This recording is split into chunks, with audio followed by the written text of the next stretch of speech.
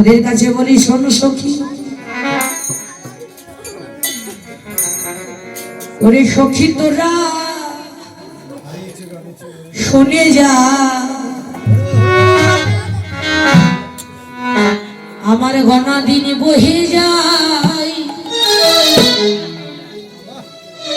তোরা সবাই আসিস আমার শেষে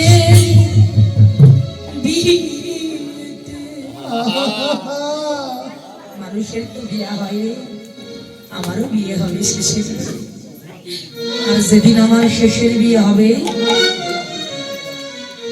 সেই দিন তোরা আমায় এসে ভালো করে সুন্দর করে সাজিয়ে পরে কেউ আর আসে না ফিরে, করিয়া থাকে সত্যি এসে শেষের বিয়েতে তোরা আমায় সাজিয়ে দিবে কি দিয়ে জানিস? আমায় চন্দনের ফোঁটা পরায়ে, চন্দনের ফোঁটা তোরা পরায়ে দিবি, আমার তোরা চন্দনের ফোঁটা তোরা আমায় পরাইয়ে দিবে, আরে তুলসী তলাই আমার অধিবাস দিবি, আমায় তিলক ছত্র ওই আমায় ভাই তোরা সাজাই, আমায় যেন তুলসী তলা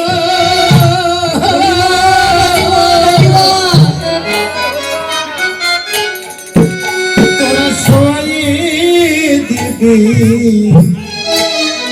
বলি তিলক মালা দিয়ে আমায় সাজাই দিস, তোরা সাজাইয়ে দিবি, বলি তোদের চরণে আমারই বাসনা শেষের দিনে আমায় সাজাই দিস রে,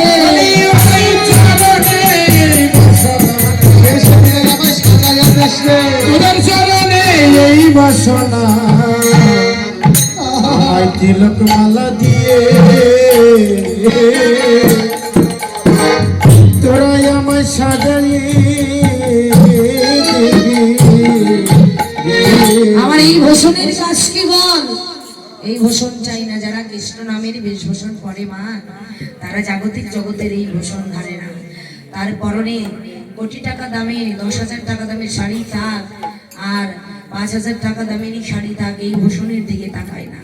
যারা আমার গোবিন্দ নামের ভূষণ পরে তাদের কাছে এই ভূষণ হলো তুচ্ছ ভূষণ।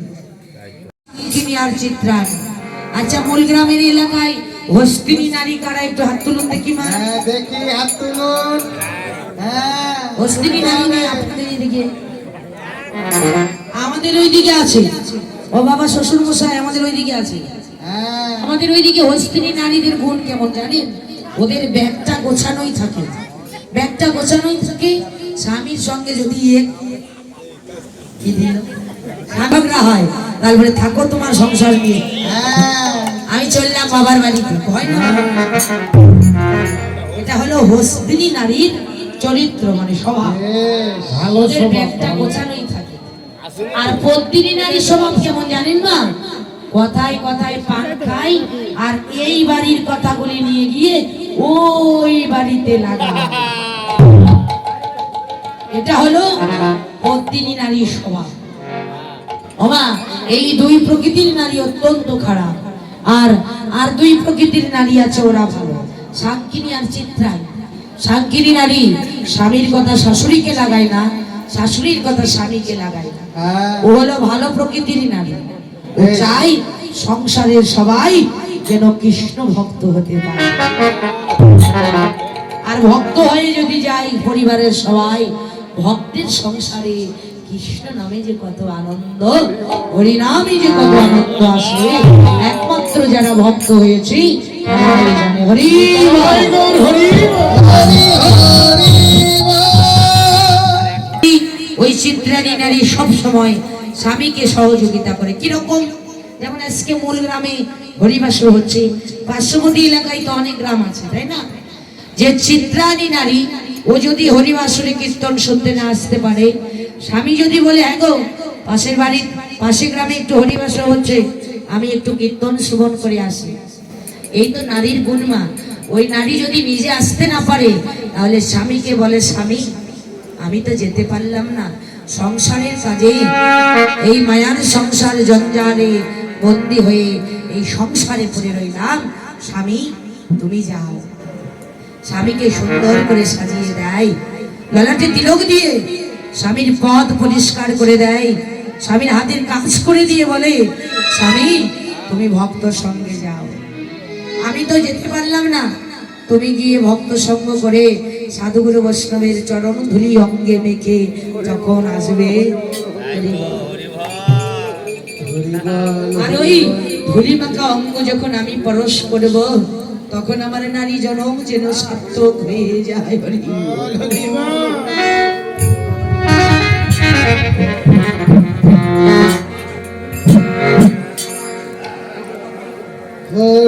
হরি বল, হরি বল।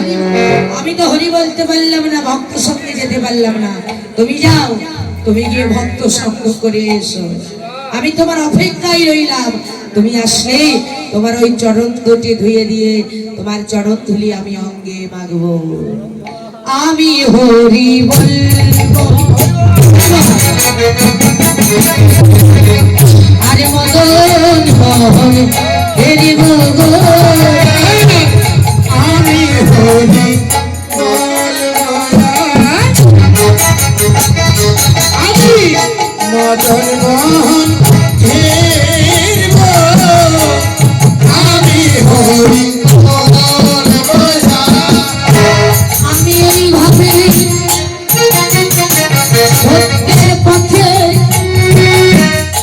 সত্যের পথে চলব, হরি বল, হরি বল।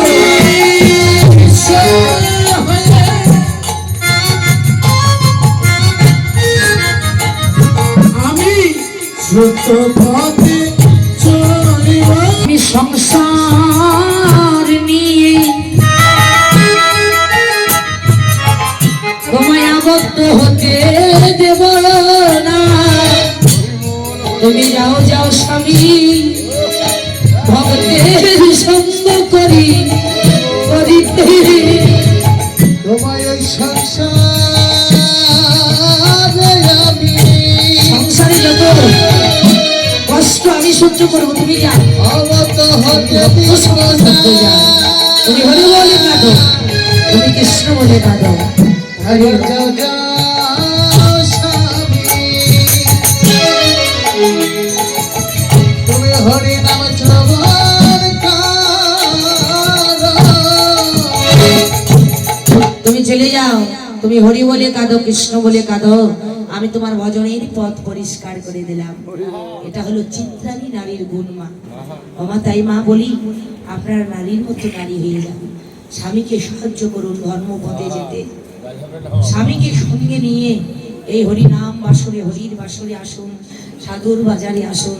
কালকে সকাল হলে এই সাধুর বাজার এই মূল গ্রামই পড়ে রবে। মা আমাকে যখন বায়না করেছে, মাঝে মাঝে ফোন করে বলে মা রে আমাদের তারিখটা মনে আছে তো মা, আমাদের কীর্তনের তারিখটা মনে আছে।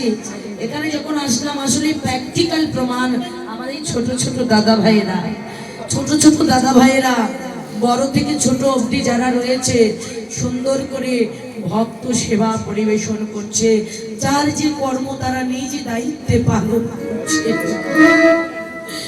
এই ছোট ছোট ভাইদের মনেও এত ভক্তি, আমি দেখে মুগ্ধ হয়ে গেলাম। হরিবল। রাত পোয়ালে যখন এই বৈষ্ণব চাঁদের বাজারটা ভেঙে যাবে দাদা ভাই, তখন যে কত কষ্ট হবে।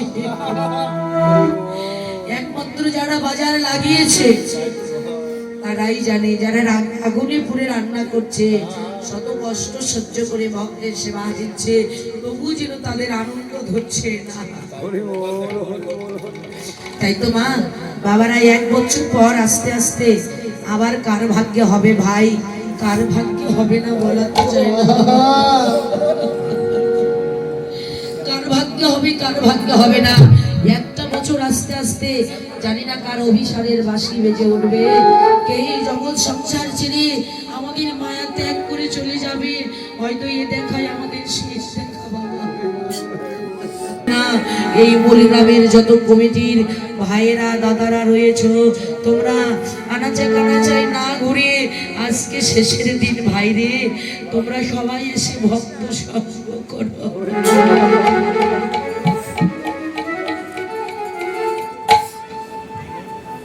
সবাই এসে সাধু সঙ্গ করো, সবাই এসে ভক্তের চরণ ধুলি অঙ্গে মাখো।